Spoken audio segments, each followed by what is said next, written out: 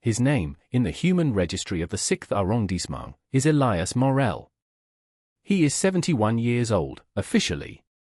He has lived in the same apartment on the Rue de la Roquette for 34 years, and before that a different apartment in the same neighborhood, and before that a name that was not Elias and a city that was not Paris. He paints. He has always painted. It is not cover, it is the closest thing he has found to what his original function required, the precise rendering of what is observed. Paint on canvas is crude by every measure available to him.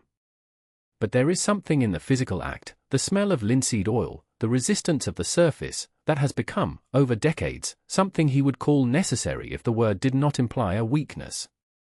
Myra finds him through the Commission's new access to council records. The record lists him as inactive, observation post, Western Europe, art sector, no incidents in 112 years. She takes the train to Paris because she has learned that some conversations must happen in person. He opens the door before she knocks. She has stopped being surprised by this. His apartment is covered in paintings.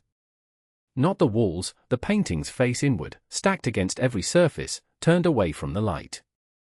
She counts 30, 40, perhaps 60 canvases.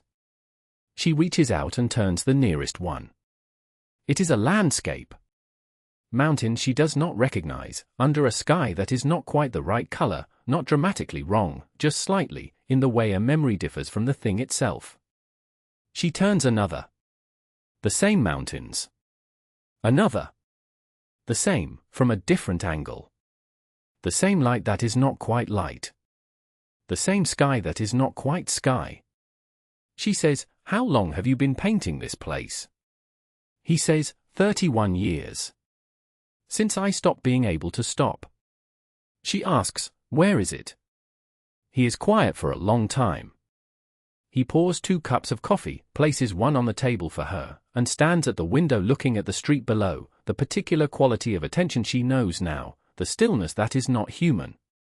He says, "I am not certain it exists in any location your instruments can find. But I am also not certain it does not." She asks, "Is this where you are from?" He turns from the window.